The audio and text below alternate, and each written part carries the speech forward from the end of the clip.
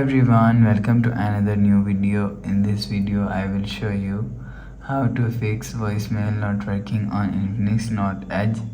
Let's start the video if you want to fix this problem. So first of all, go to app library. Here click on settings app. Now in setting, scroll down and click on app management. Click on app list. After click on app list, scroll down and search voicemail from here.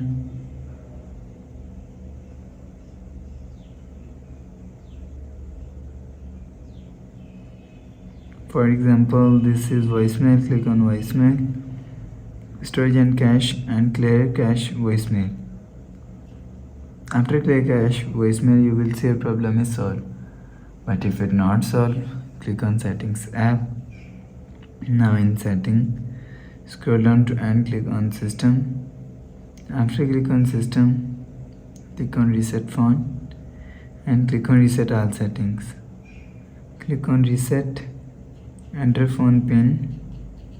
Click on this icon, you will see your problem is solved. But if it doesn't fix this problem, so last solution is software update. Click on settings app, click on my phone.